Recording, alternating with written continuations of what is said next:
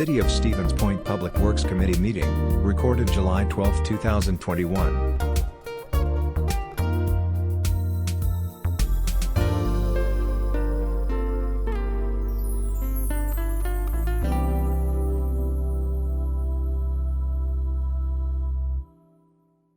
I will call the Board of Public Works meeting to order at 6:14.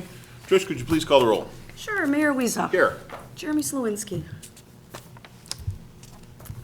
Anybody here from Alder Slawinski? Mark him absent, please. Okay. Fred Hoffensberger. Here. Mary Kneebone. Here. Sean Morrow. Here. Ginger Keemer. Here. And Makira Zarazua. Here. First of all, I would like to take this opportunity to welcome Fred to our committee. This is your first meeting, so welcome, and I'm sure we'll be doing things together. Item number 1 is the director's report. Director, anything you want to touch on? Yes, there are a couple of things related to Business 51. We did otherwise pick a date. I mentioned in the report about later July public informational meetings. We did pick dates. We're actually going to be doing 2 different days. Monday the 26th, which will be a virtual presentation, just for those that may still not be comfortable getting out or are just maybe more comfortable with the virtual realm that we've been using thus far. And then the next day on the 27th, we will be having an in-person presentation and meeting, informational meeting at Pacelli at their FACC. So, and I forget the times, I apologize for those are just otherwise recently set. I'll have to look at that, but pay attention to the website and they will be posted there very shortly for those dates time. So 2 weeks from today they'll begin. Okay. Anything else? As far as just the other things, just to touch up on construction things, much like I mentioned last year, is that it's been kind of a strange year for us. For this year, a lot of things just kind of moving slow, so we just ask for everyone to be patient with us. Contractors moving as diligently as we can to get things. Some of it is just material delivery. Others are just, I think there's a lot of work going out there. Utility relocates have been taking more time because WPS and others, AT&T, are extremely busy as well and trying to get caught up on things. But things are moving along on those projects. And so I think, generally speaking, I think they're going well, but they are a little bit behind. Okay. Any questions or comments on the director's report on the 3 items listed? Okay. We do not need action on that. Next up, we have a presentation, and Director Badun, I'm going to turn it over to you for that right. presentation. I don't know if it might be, well, if we could push this back. I see, just looking through the window, that Mr. Barrientos has just rolled into the parking lot. And so he should be stepping in here very No, shortly. he's sitting outside talking to Joel now. So We will, barring any objection from the committee, we will push that back to a later agenda item. Any objections? No. No, we're good. We're good. Item number 3 is to approve an ordinance amendment in section 16.13 as it relates to placement of debris on streets and side. Yes, this has otherwise come forward just as a staff, request. Just as street staff that otherwise have been out doing otherwise work, our superintendents, or even our engineering staff have been out. Whether it's just maybe something we've just kind of noticed, more so or not, but we've just seen a number of, more people like that are blowing off their sidewalks and their sidewalks and their driveways and stuff. And it seems very purposely blowing everything from their yard into the road, as well as people that just seem to be almost, more set on their pointing their mower discharges directly towards the street instead of into their yards. And so that, all that grass clippings and stuff like that are starting to end up into the street where we clearly don't want it, and it would definitely be beneficial to just leave it on their lawns and keep it there, because it does get into the sewers and stuff. Not that we have otherwise an intent to do that, but we feel that we do need to do something related to that, because right now we really don't have much other than just to ask them not to do it, and we're kind of mixed with receptions on that. Some people seem to clearly understand it and apologize, and other people just seem to say, so what? And I think it's maybe those so what people were trying to otherwise maybe change their minds. So that's what it is. I don't know if anyone has any more specific questions, but that's the intent of it. I would need a motion. Tomorrow, so moved. Thank you. Is there a second? Second. Seconded by Fred. Now, discussion. Alder Zarazua. I just want to clarify, so this is just saying on streets and sidewalks that are along the streets. Yes. Correct. And a little bit more, and I don't know if Director Lemke wants to speak to that, but I know he has some very similar, because we were trying to look at this more holistically to do that, and we were otherwise talking with Attorney Beveridge as well to try to figure that out, because, a very similar issue that we're having right now, in fact, Director Lemke and I were just trying to sort out one today, is related to swales, specifically, and how those are dealt with, which is different than being necessarily in the street and then clogging the gutter stuff. And I think there's additional language for that will be coming through commission and stuff for them, more specifically related to stormwater features, and that we are trying to be consistent. This is a part of it, with the whole right of way and what otherwise happens in there, but this kind of takes a part of that, the street and the sidewalk, very specifically for public works, and then the other part of it will be for utilities. I would just say whatever doesn't specifically handle the kind of debris and other things in here, but is more focused towards maintaining a stormwater facility will be brought forth next month. But we thought rather than do two the same Monday, if there's any commentary about this one that we should work into the other one, we'll just follow suit. Yeah, so. Can't use that one. Yeah, if you have a fob, we can use it in this one. Okay. Perfect. Thank you, Director. I have another All comment. tomorrow. I mean, this is very similar, it seems, like when you're trying to plow your driveway, you don't push it back in, you don't push it back into the street. Great. I mean, it's the same thing, it's like a common courtesy to everybody else, so that they're not dealing with your waste. Like, you're not trying to blow your snow into someone else's yard, like you're not trying to do it into someone else's. The same thing with your grass. And quite frankly, it's a public safety hazard as well, not just people dealing with the debris, but plugging up the storm drains. It can be dangerous to motorcycles. I assume it can be dangerous, just as dangerous to bicyclists and even motor vehicles in some cases. Any other questions? Comments from the audience? President Johnson?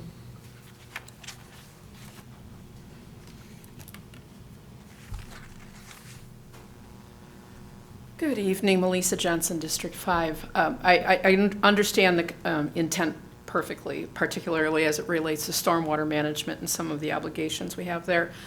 My concern is we have a lot of other enforcement issues, property maintenance issues, such as very long, messy yards, parking on driveway, or parking on yards, abandoned vehicles on yards, and we have some challenges on enforcement right now.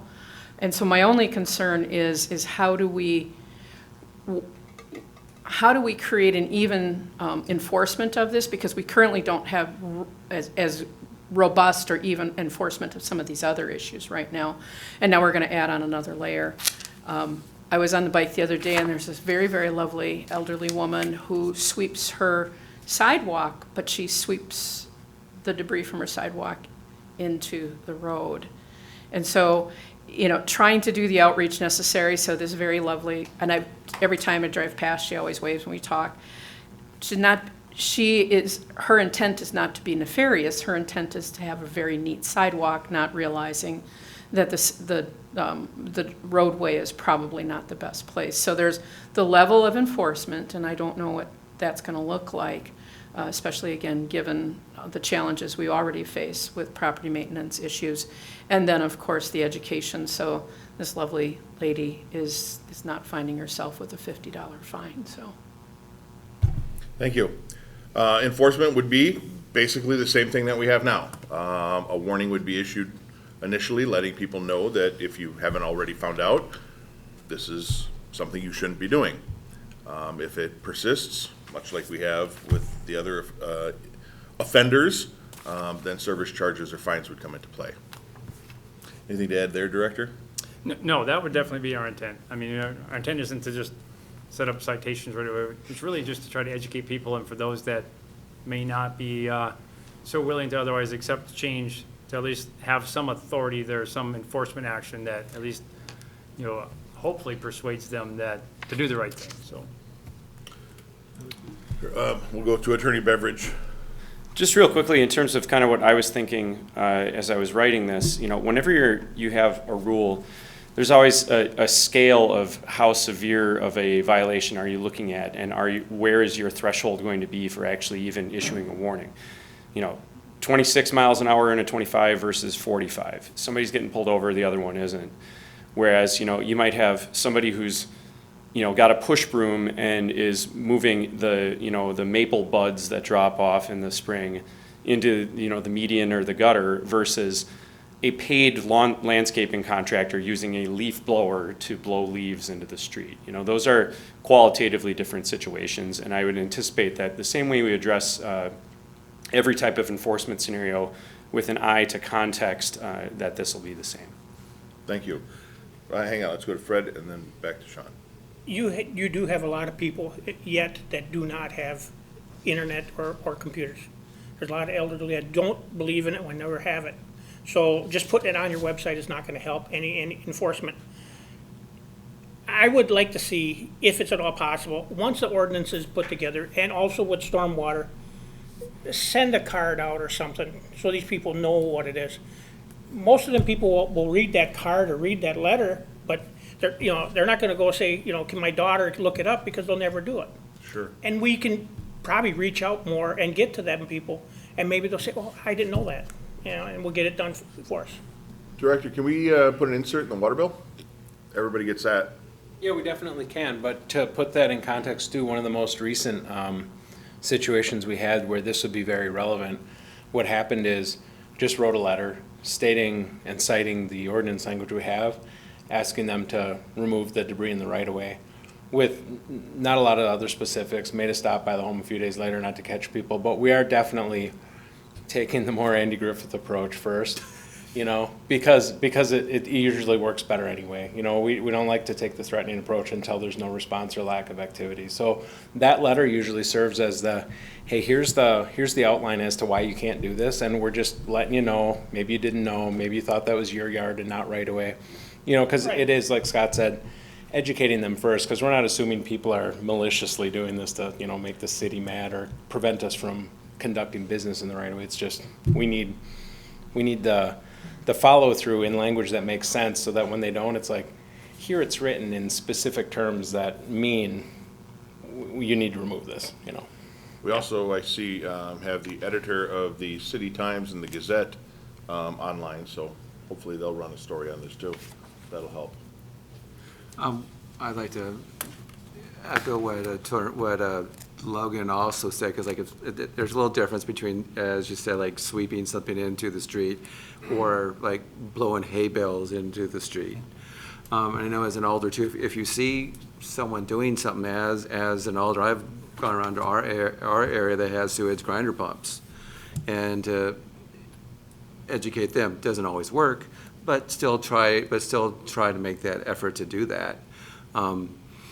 Because you can send out flyers and so on, and it often is not until something bad happens.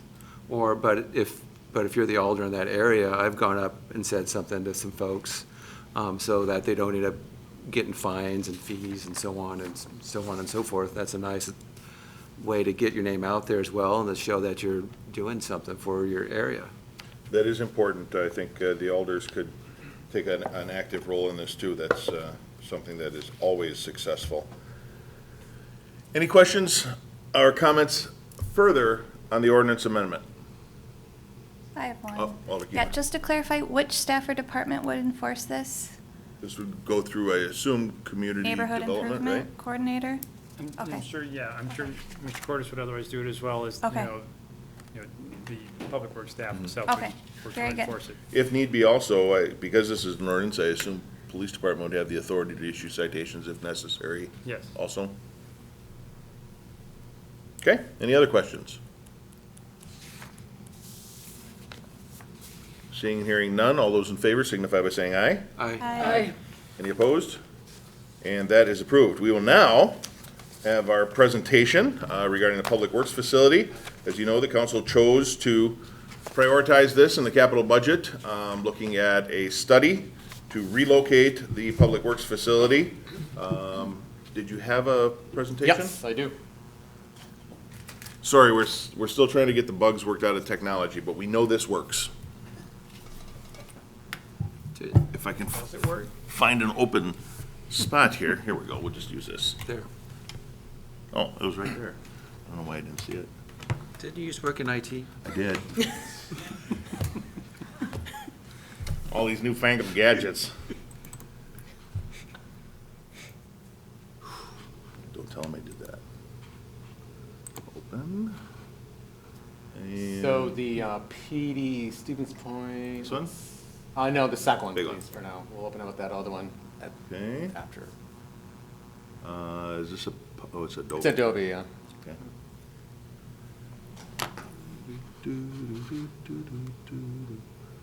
Okay, now I will share my screen.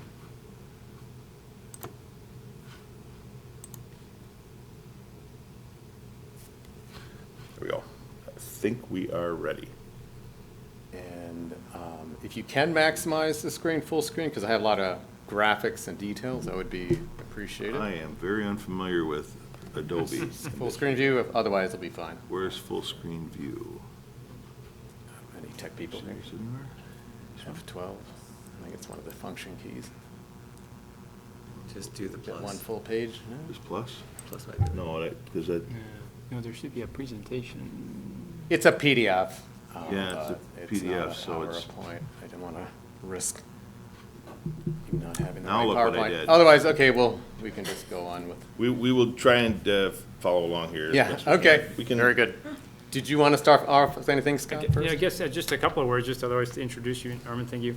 But Norman Barrientos is with, of course, Barrientos Design, who we have contracted with to start the process, which will be a lengthy process, of course, for anyone otherwise wondering. This doesn't happen overnight, to otherwise just help the city in siting and sizing and trying to sort out what it is that, we need in a facility, what works well, as best as we can, try to future-proof and try to just answer all the general and very specific questions that we have. At this time, the scope that Norman's been assisting us with, and he and his staff, have been related to just, looking at facility sizing, more so depending upon what our needs are and looking at our existing facility, not in its condition, but just really in its capacity, as well as then just doing an initial site selection where you have not, at this point in time, drilling down specifically to pick a site, other than just looking at a variety of potentials and trying to find out what may work better than others, what is worthwhile to search, for, to take that deeper dive in. So this is definitely the first step in several. And we have been working since the spring, had several meetings with superintendents and other staff to try to, sort out, what it is we have, what it is that we feel we need, and, where this otherwise might work. So with that, Norman, I'll kind No, of. thank you. And Scott, about how much time should I take? I can make it 15 minutes, 45 minutes? Probably no more than 15 minutes. 10 minutes would be good, 10 to Okay. 15. All right. 10 to 15. Yes, we were hired to undertake this study. Our firm specializes in public works garages, county garages, utility garages. That's, most of our work is in that area. We specialize in, it's much like you have a police architect, we're garage architects. And a little note on myself, actually, I don't know if some of you recognize me from way back, but in my prior life, we did a lot of different things as architects, but I designed the county courthouse here, the annex, and also the visitor center, too. But since then, I've moved really heavily into this building type since then, so it's nice to be back here. We did do, can I give you a hand signal? Sure, or just say next. Next, all right. As Scott said, we broke up our work into 3 sections, and the space needs assessment is to figure how much space is needed both in each functional area and in the yard too, because we know the yard and the garages are an essential, integral part of this. So, and as we go through this, you'll see the yard takes up, about a quarter of the effort and even the cost too on this project. And then, as Scott said, we did not look at the condition of the buildings. That was not part of our scope, like how much it's going to take to fix this. So, but we'll walk through that a bit. And then we looked at what a conceptual design would look like for the garage. What would meet your current and future needs? And we were very conscientious of looking out 10, 20 years as to where the city's going and where this industry, as I call it, the whole fleet maintenance service industry is going. So we looked out forward at a 20-year timeline horizon. And then we looked at 8 sites around the city. And these are all very preliminary. It's kind of test fitting. And where could this 25-acre building and yard fit effectively in the city? So, on the next page, you'll see the main garage. Some of you may have been there and or maybe not familiar with it. It's a 1960s building, designed for smaller trucks, for less employee amenities, not a lot of workshop service bay area. And over time, it's also just become very overcrowded for the equipment and parts and the vehicles, and lacking a lot of basic safety and worker amenities. Again, we didn't go deeply into that, but I'm just showing you that as a basis. And so that main garage is 37,000 square feet. It already has been added on twice to it as well. And just generally from our estimates, the building is about as old as me, actually. And it's due for either a major reinvestment or consideration to put it to rest. So there's some other shop. We have tire storage and repair bays storage. There are various cold storage buildings. This is typical with yard facilities to bulk materials for signs, tires, plows, barrels of items and pallets of paint. So that's 6,000 square feet on site. And the next is salt. You'll see the salt buildings. They have sand salt or mixed salts in there, as well as the salt brine facility, which is the newest structure on site. And then the yard facilities for fueling, recycle. And then your current location, as it's come up in your past planning with the city, it's right in the middle of a beautiful park with skate parks, baseball fields, picnic shelters, and beautiful riverfront. And it's been noted, in the past I've heard your city has said, don't expand anymore at the Public Works yard. It's just not going to happen here, not the right place, and that's very key. Yards, to locate them, our thing about them is who wants all these trucks and yard activities and stockpiles in their neighborhood? Where is it going to be a good match? So you've already decided this is not a good match, at least to expand here. So move on. Then we looked internally at your facility needs that we call facility criteria. And that is one, what I have there is the fleet. I look at your fleet and we break down your fleet, as you can see here, into, in the top is the heavy, and then we have mediums, not a lot of mediums. The heavies are haul trucks, trucks that have a large bed on them. They can be anywhere up to 42 feet long. If they have wings on them, they can be about 14 feet wide. So those really drive the overhead door, the drive aisle, the backing in and out, the turning radiuses that we're going to have for those. And they're expensive pieces of equipment. You obviously want to maintain them, and you want to get in and out with these things early in the morning or quickly when you have operations to do on the field. And then you have a lot of what we call light duty, extended crew cab kind of vehicles.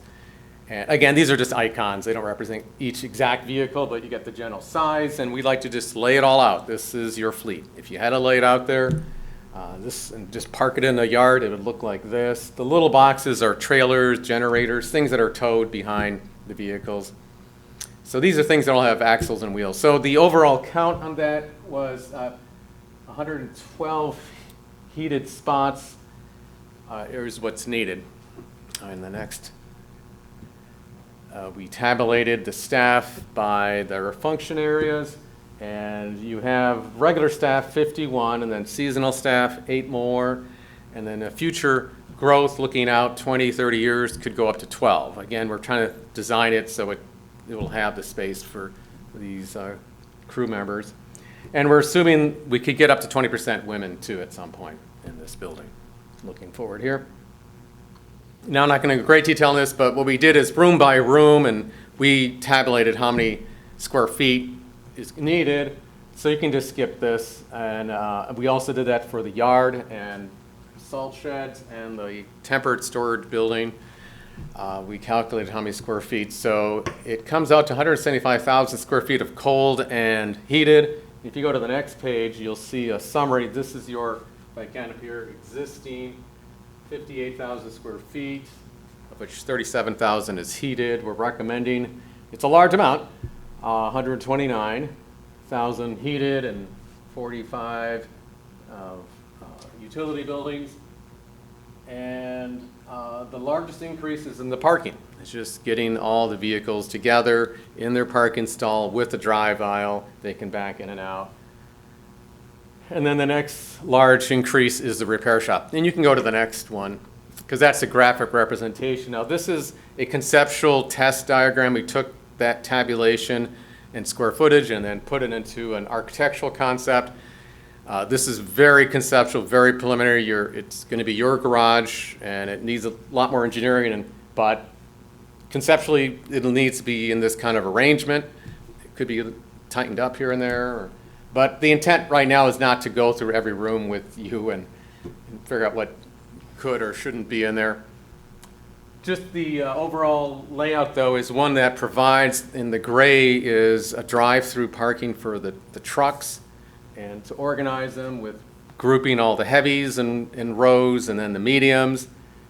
And then the next big component is the repair garage, and that's a factor of how many vehicles you have, the kind of vehicles, the age of the vehicles, the skill levels of your technicians. So that's our recommendation. Some of those trucks could possibly drive through into the parking and help operations.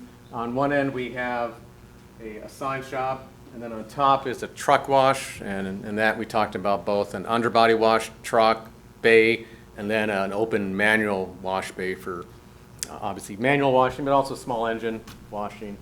And then we have a crew and parts area here. The parts is orange, and then the crew area is green, and then the office, which would bring in various groups into the admin area. So that's the 129,000 square foot plan. If you want me to stop there, I'm going to move on to the site part, but that covered our space needs assessment. And if I could, I guess, Norman, can you, otherwise, it was on one of those slides, can we maybe go back a few, I guess just like that, I think that one, if you can move forward, Mayor, is that one.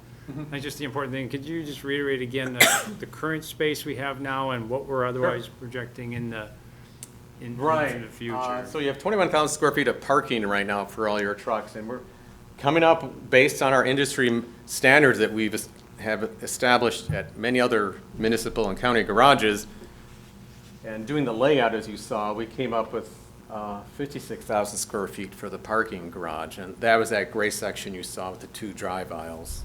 So the drive aisles do take up space, but they allow for the trucks to back in and out, move through and not block anybody, which is key in the morning operation. So to clarify, you're not suggesting that we're going to triple our space within 20 years or our number of fleet vehicles. No. But the space needed to effectively maneuver those vehicles, rather than parking one behind the other and having rows, each vehicle now can operate independently. Yeah, currently some of them are triple stacked where they have to like back out to get to one item up.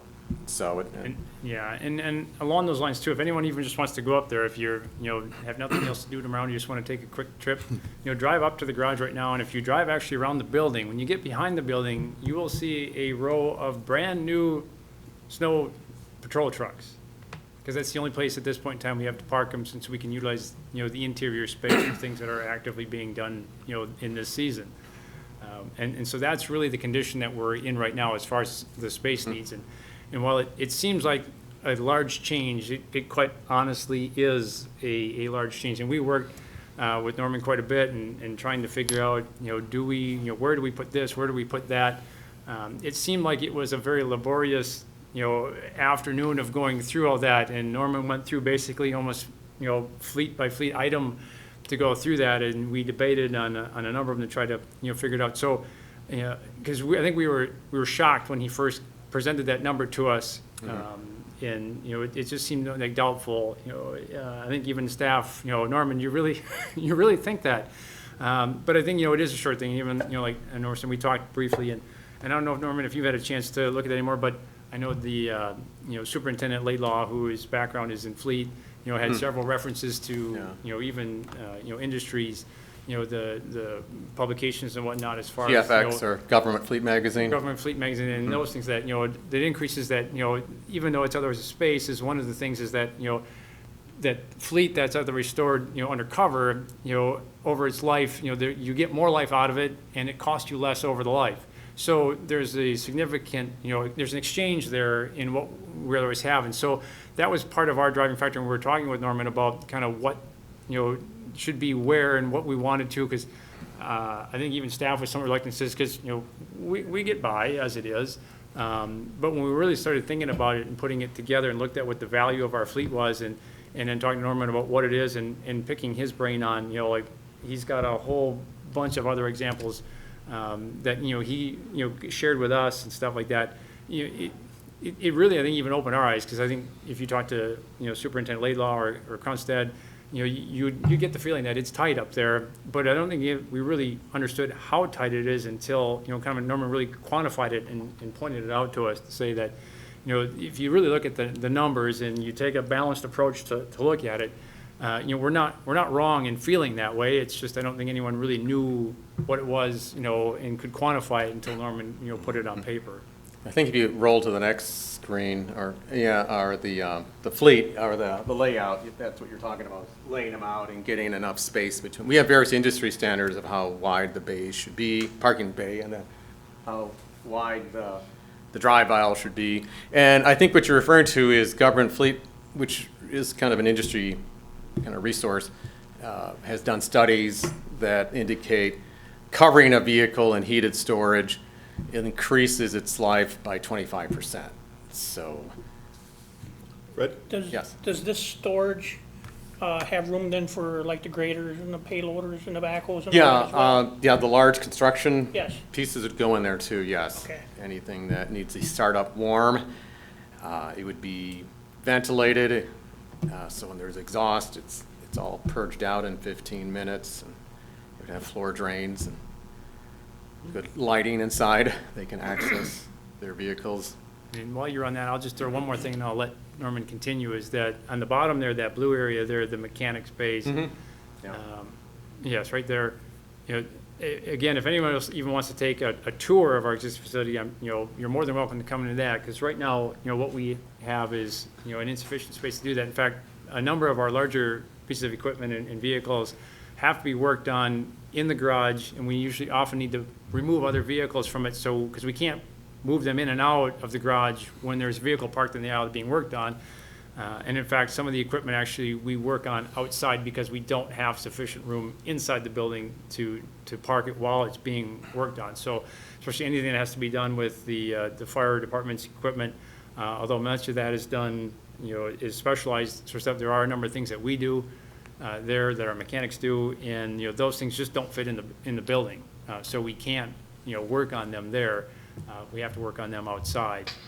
So it adds a significant part of what Norman has come up with. Again, I think if you talk to staff, they would say, yes, we're definitely tight.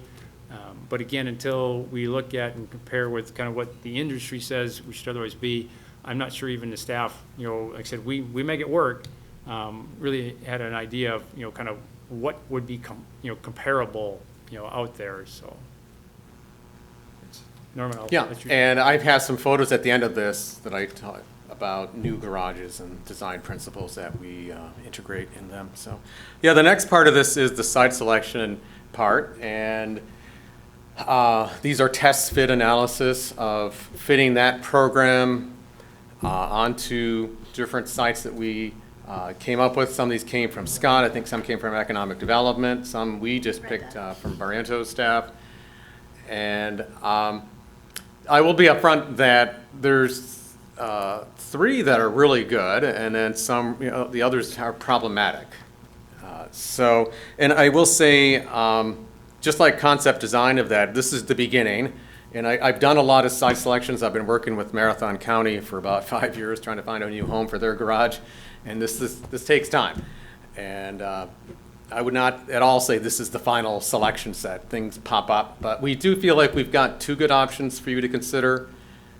And then we recommend that you eventually do some more engineering analysis on those sites. So the first one is, if you go back to the big city view, obviously you're familiar with your city, and we're going to start at 1 up there, and then 2, and then 3. Jumps down to 4 or 5. So The red dot is what the staff told me they consider the locus of your city, Michigan and Patch. So I guess just down the road here. And so and we're very conscientious of wherever we put the garage, it's going to mean travel time for the trucks and how fast they can get on a major road and not hinder a school or a residential area traffic and service the parts. So that's something to think about. All right, I'll get on to the next area, and that's North Point and Old Wausau Road. I've got 2 maps for each site, and here we're looking out at it. You can get the area. And if you zoom, the next one is where we did a test fit, where we took 3 of the parcels that are open and access it from the 2 roads and drive through the site and tuck the garage and back. It's actually more land than we need for this. So if you go to the next page is a list of things that are our analysis of it. It's an okay site, but as I said, we have more land than we need on that, and we have to look at the wetlands, which we did not do at this level too. And there are housing developments, so there's a question in my mind, is this the best place for a garage in your city too? So I'm gonna just go, and for time, if you guys wanna go back, I'm gonna just skim through these. The second one is Wilshire on 66. This is right next to the airport. And that site, as we looked at it on the next slide, it could be laid out. You could have 2 access areas to it. Get the main garage, these are cold storage buildings. The truck wash would have to come off. It's actually kind of narrow in that way because we initially had the truck wash attached to the main building. And then a yard for them to, you'll see a lot of yard areas so they can wheel their trailers and load things up, or they might mix things or stockpiles, the recycling area, or lay down things like culverts and castings. So yeah, this one, it is zoned single family right now, and it's heavily wooded and in some areas, and it has many wetlands in it as well. So we felt that actually there isn't enough space. Once we got into this later, we realized half of this thing is wetland, and we really can't develop what we showed you. Unless you mitigated it tremendously. So I'm going to move on from that one. This site 3 is the one that rated highest, and at the end of this I'll show you a rating matrix that we did. And it's East Maria. The city owns it. They're currently using it for stockpiling snow, where you're seeing kind of open area there. It's across from the airport. It is in the flight path. This would require Bureau of Aeronautics approval. We'd have to buy it from the airport to the city, and we had to rezone it too. Otherwise, it's a great site. If you go to the next one, it's got plenty of area and even room for expansion. We'd have 2 points of access, which is good. We could get the garage in the middle, circulating, get a waste drop-off area, isolate that public area up front from the rest of the yard. That's key, not get the public through the yard. And it's next to the highway, so that's a good neighbor. And then the airport, where the buildings are low, except for the salt shed, we're not. We'd probably likely would be out of any flight path, but we'd have to go through the whole bureau and get that approved. So we really felt good about this as a site. It's near the center relatively. It's a flat site. It's got generally a good configuration we can work with, allows for growth, and I think, generally it's a good area, although there are some residences off the side, so that's something that'll have to be politically addressed. So on the next page, I have, so site 4. Now this is down on the southeast section of the city. This is a very nice site too, and I'll be upfront, the only thing about this was to make a great retail or industrial, tax-based I think, you know, it's just a really nice site for anybody to come in there and put a big box on it. And so weighing that against the garage is probably the only reason this one we felt is not that great geographically, size-wise. It's great, a nice rectangle, it's great, 2 access points. It is zoned industrial right now, but I think the city had in mind like a business park in there. So I'll just move on from that one because I just think economic development impact-wise, this is a real negative on that. This Site 5, though, is interesting. The power company owns it. Scott, you gave me some update on that. Is that public information? Yeah, we haven't had, there was detailed discussions, but it does seem like, Quipco, who owns it now, there may be some, willingness or desire, with at least a portion or all of that parcel, which when we went into this thing, weren't really sure. It was kind of an idea, site location, and just a vacant, land was what we presented to Norman. But there may be some potential there. The power lines do run across it, which, Norman said we can always work through. It's right off of Highway HH Riverview, so it's got very good access for what it is. I guess, it is something that may be worthwhile, looking into more. I think at the very beginning, probably staff would probably, suggested it as available, but kind of wrote it off as probably unlikely. Now I'm not sure how unlikely it is, and thinking it might be more into the possible realm. If you go to the next slide, you'll see our concept layout. Working around, you can't put any structures under the easement. I've had 2 garages I've designed that have an easement like this going right through it, so I'm familiar with the process and just can't put a building under it. And the site has good major road access. We could have 2 points. You could circulate through with the trucks, get areas for cold storage. So I think it's a good site in that way. It's a little, it's up against the river. As long as there's no recreational uses that come off to the side of that, should be zoned well for land use wise. Okay, and that one, if you go to the next page, just in general, some benefits. So we thought it was a good working site to consider further. Obviously, it'd be better if it didn't have the easement in it, but you can work around it. And then we also looked at a site on the southeastern side, actually a little more just east side of town on Berlowski and Old 18, that site. And the next view is a site plan of it. It's a little limiting on road access. It's currently farmland. It would have to be annexed and rezoned. And this one has some roundabout ways to get to the center of town. It's a little off the network of major routes. That's one drawback about this.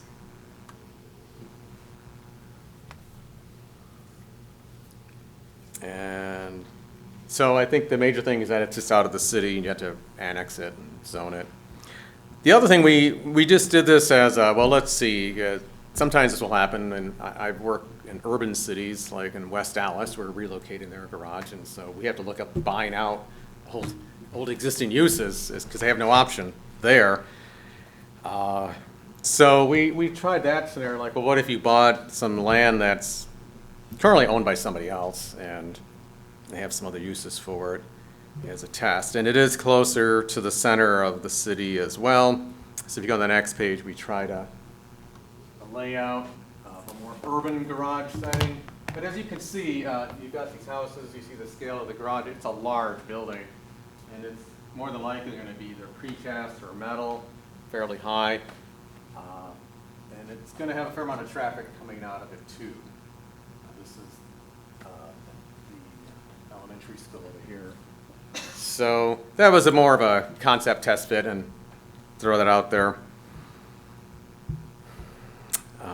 You have a lot of options. You don't have to go that route at this point. And then this one, we also said, well, what if you looked at a site out of town, like kind of way out of town, and this is down Highway 10, and I've had to do this in Green Bay and Fond du Lac, where we have to put the garage really on the outskirts of town.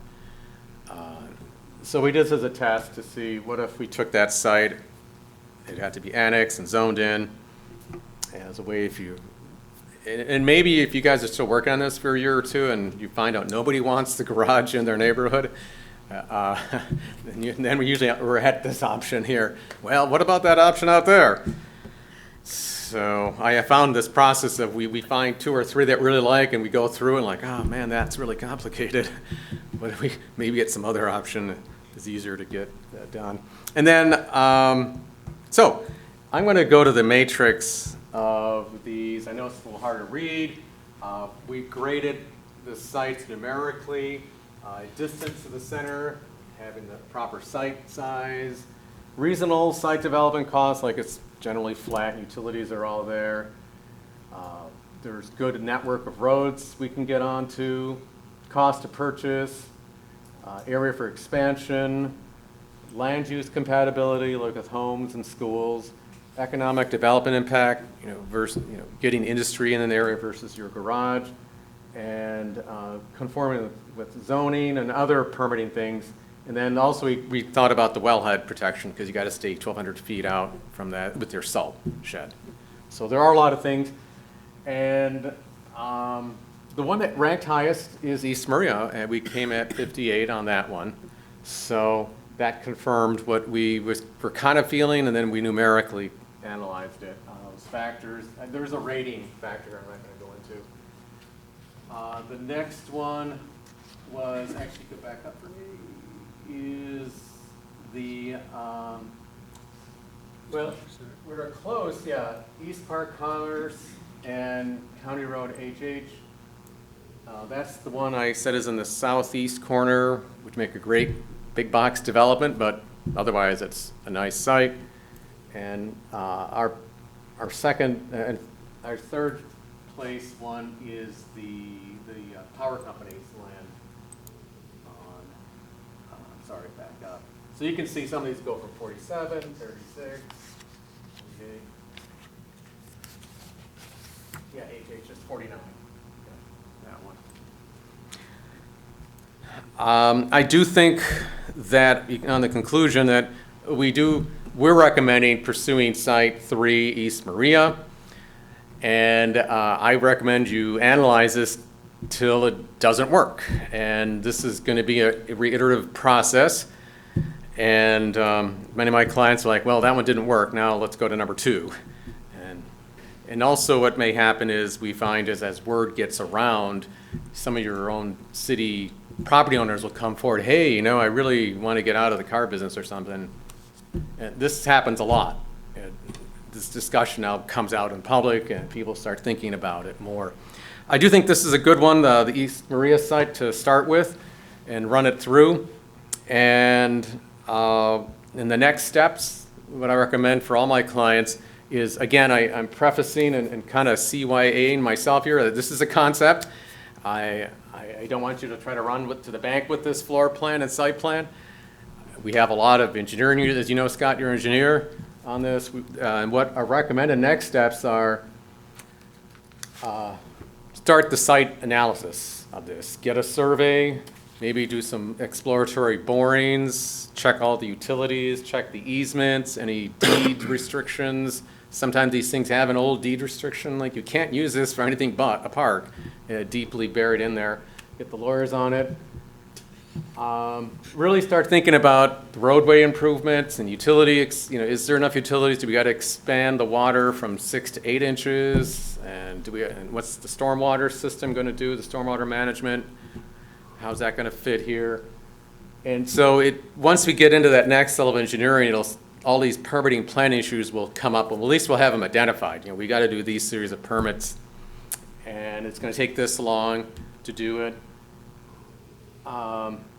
And if there's, we don't have any demolition on the Maria one, but there might be some cleanup things too on it. And then just another level of design. I think, we came up with this concept with the staff, but it's always good to have another. Let's sit down and go through every room and where we put the trucks, number of bays, and let's think about this again. Now so that's my recommendation, Site 3, that you take it to a preliminary site design level. I'm going to end with a discussion on why do the garage? Why would we do a new garage besides the old one is just, it doesn't merit renovation. But when I work with my clients, we aim for these 7 principles in your garage. So if you do your garage, what you're achieving for what will be millions of dollars in this is we're going to, as we're starting to do, we're going to define the building program, the facility needs. We're going to capture that, which the crews, the mechanics, the yard people are doing, and it's going to be integrated from the ground, purposely designed for your current function. We're going to look at a building that's efficient in its workflow. Yards are like flow charts, input, process, output. There's a whole loop of things going on throughout the day. We need to capture that in your design. So the next is getting productivity and safety. The crews, the mechanics need the equipment in the right place and a safe area. You have a huge amount of assets here, the trucks, the pallets of equipment and castings and all that. It's millions of dollars, so we're trying to protect these assets and preserve them. Shops have a lot of human factor in there, and we're trying to improve the lines of communication and site and security between everybody so they can work together. And that's important to have that. And then, of course, architecturally and engineering-wise, we want to have a building that's high-performing building. Energy efficient, as green as current state of the art is, and then I think the last thing is we want to look to the future on this too. And in that way, we want to look not only at your future growth, but there's things that are changing in this industry, particularly electric vehicles are going to be coming on in the heavy department. And so in the next 15 years, you may not even be able to buy an extended cab gas turbine one. They're all going to be electric. So what does that do to our shop and powering it and maintaining it and storing parts? It's going to have a trickle-down effect, so we need to look ahead at that. If we're going to design this, we should be looking at that wave of electric vehicles coming online. And then we're going to finish with a few kind of tantalizing images of what could be for your new garage, just kind of whet your appetite, get you excited, like, nice. And shops that are well lit, good floor surface, good drainage, ventilated, a lot of natural lighting in there, sufficient air for the crews to operate, lots of monitors everywhere too for information, rating. So that's kind of down the pike where we're trying to get to, set some goals visually for you. And so again, I ended this to kind of, this is why you want to do it, this garage. And I'll end it there. Thank you very much. Mm-hmm. I assume we can make this available on the website, is that correct? Yeah, actually, and I do have on the last one, I have a cost thing. That's the other PDF there, this sorry. one? Yeah, that's a, I think We don't want to look at that. we don't want to look at that now. Now that I showed you, Stay away from that one now that I for showed now. you Christmas, you don't want the bill. There, we can't see the total, that works good. Yeah, we'll just leave it there. Well, I will say that first, Barnantos came up with a cost estimate based on our history of bid results, and then Myron from Wausau came down and we've done a lot of garages with Myron. We've done about 12 with them, my garages. So they came in a little lower than me, but it did verify we were in the same ballpark number. So that's their estimator's number based on bid histories and assuming the kind of building that we've designed in the past for other cities. That's, I know it's a big chunk, but that's where it's at these days. Can we go back to the pictures? They were very Yeah. nice. Yeah. Back to the We'll just get wrapping, the the pictures. gift wrappings, yeah. Can we just do some So- big sales? Yeah. That was my bearer of bad news part section. All right, well, we are going to continue on with this. I'll give you your Okay. thumb drive back. Alder Jennings, you have a question?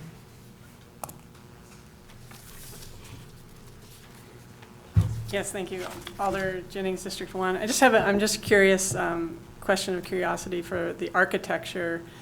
I'm just wondering why, are there ever buildings built sort of more as spokes? I'm thinking of airports, because they'd be miles long, right? And spokes would allow for individually climate-controlled units rather than having one building that's same temperature summer and winter. By having spoke design, you don't need certain vehicles to be cooled in the summer or above, 40 degrees in the winter. I'm just curious, just architecturally. I need you to come up here, please.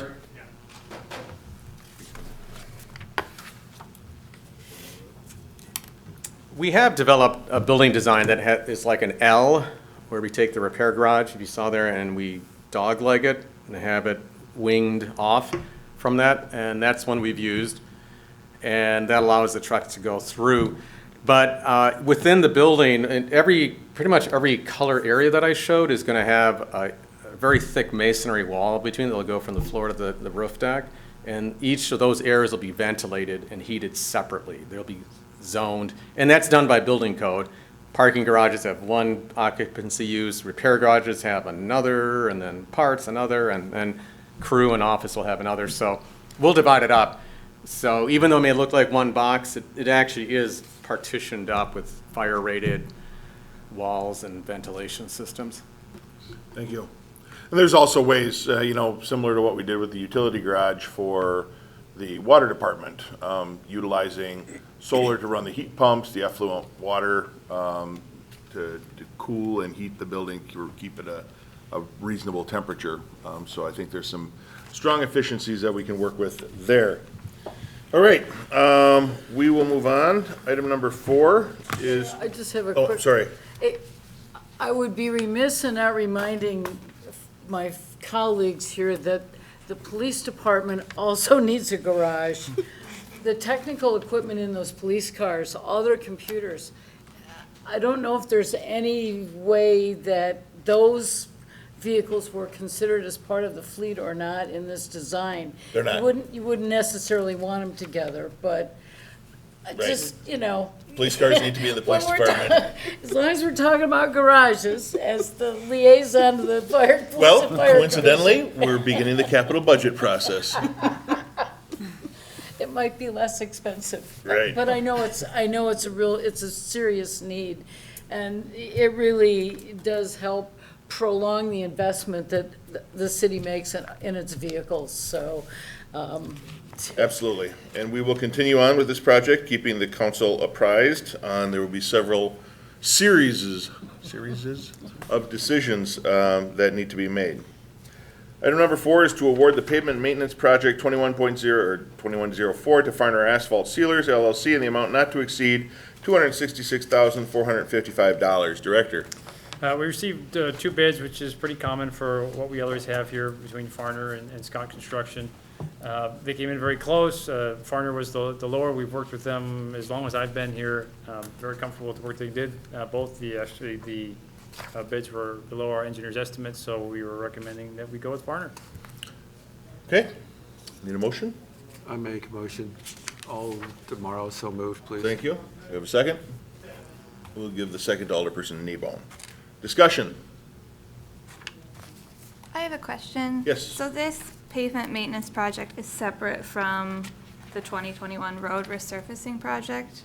Or is this? Yes, it's Okay. a separate project. Yeah, this is what our pavement, maintenance, we do preservative maintenance, so we're doing chip sealing and Crack infrared filling. patching and those sorts of things Okay. on existing pavement, not the larger reconstructions. And is it spread out throughout the Covers city? yes. I mean, yes, there'll be little bits of work being done throughout the city. Okay, great. All over the place. Yeah, we've got about 300 lane miles of road within the city. Lots of work to be done. Any comments or questions? If not, the motion is to approve awarding the bid 2104 to Farner Asphalt in an amount not to exceed $266,455. All those in favor signify by saying aye. Aye. Aye. Any opposed? And that is approved. Item number 5 is to approve the ordinance amendment in section 9.05 as it relates once again to parking. Director. I apologize, this came out very last minute, so I don't have a memo for this, so just very briefly to go through it. From the police department's perspective, there have been a few issues, even though related to the no parking, that exists downtown with the overnight parking. is that there wasn't anything when they were going through some of the historical tickets and trying to convert them. There's some new system going on, which you'd have to talk to PD. I apologize, I'm not the expert there. And trying to justify why some of the tickets in the past have otherwise been issued. And, while there are other ordinances in the books, there wasn't anything very specific to this conflict that comes up Saturday mornings related to vehicles that may still be parked down in the square when vendors show up for farmer's market. So we wanted to just come up with something that was very concise and very clear, and would answer anyone's questions so that no one might otherwise try to appeal that there. So that's what you see in front of us, is just something to really clarify, the intent here, which is, especially Saturday mornings, that inner circle is intended solely for the purpose of the farmer's market. And if you have a vehicle there, you're going to get ticketed and towed. Okay, need a motion? Alder Nebone? I will move to approve the ordinance amendment in section 9.05 as it relates to parking. Even without a memo. Is there a second? Seconded by Zarazua. Discussion. I have a comment, question. Oh, question, sorry. Or comment, I don't know. So I guess I understand us looking at this from the point of view of vehicles that might have been left overnight, but like this is literally the only place where parking is not reserved for customers. It is the vendors who are parked there. Like, there's no other business you would go to where the primary spots are the business owners and their employees. And I understand they're hauling all of their things in their vehicles, and that's the reasoning, but there are farmers markets where you unload and then you park somewhere else so that front row parking is for customers. So that's my only issue with this. Yeah, the way the farmer's market is operated is the parking stalls are the vendor stalls. Right. And we could squish things in more to the inside of the bollards, but I think that would make it pretty challenging then to walk around, because you wouldn't have as much room to walk between the vendors. So it's a very unique situation, and the only concern that I had with this is it restricts parking every Saturday from May 1st to October 31st from 6 a.m. to 5 p.m. Frequently on Saturdays, those vendors clear out noon, 1 o'clock. Once you start getting into the harvest seasons like now, then they're gonna be full longer. And I think we can authorize the police department to exercise some discretion in that regard. If there's lots of open spots and Makira Zarazua happens to park down there, I don't think a ticket is necessary. But if there's a complaint that there's no vendor spots left because other people are parked there, which is usually the problem that we run into. There's someone either parked there overnight that wasn't supposed to, or they parked down there, and there's no vendor spots available when those are specifically reserved for market vendors. And they pay for those slots. They do not pay us. They handle their own. So they pay a fee, but it's to the farmer's market organization, which has their own board of directors, their own authority within the market itself for the farm vendors. The non-farm vendors go through my office and the Public Works office, and the city handles the non-farm vendors. Yes? That leads into my question, like, even in the peak of summer during the height of the market, are there vendors that really stay or, unload at as late as 5 o'clock? In the peak, yeah, they're there. Yes, okay, I'm never there that late in the afternoon. And then I guess my other question is, was this discussed with the farmer's market, membership, or, in terms of their input of? Yeah, I don't know if it was discussed specifically with the membership, but we can attest to the fact that we get just about every Saturday Sure. Complaints from the vendors where their spot's not available because there's a car in it, and I know the chief can talk about this. We've had frequent conflicts where the vendor wants the car towed immediately, and we try and find the owner, and it usually takes a little bit to get a tow truck driver down there. So we try and keep things as reasonable as possible, understanding that, yes, Saturdays are the farmer's market. However, we want to be at least a little bit understanding of people who may have parked there overnight or something. Yes, sir. Will this be posted out there? Because it is only a certain time during the season, on certain days. Because to me, you're gonna open up a can of worms. People are gonna say, well, I didn't know anything about it. So It is. you It's can have some currently signage. posted now, that the parking is reserved for the market vendors. Okay. However, we would then state the ordinance, make it a little more clearer. Believe it or not, you're still gonna get people, I just know. like you said earlier, that just claim to be unaware of it. Anything else? Okay, the motion is to approve the ordinance amendment as presented. All those in favor signify. Was there an actual second on that? Yes, Zarazua seconded. Okay. All those in favor signify by saying aye. Aye. Aye. Any opposed? And that is approved. Will be subject to council approval next Monday. We are adjourned at 7:18.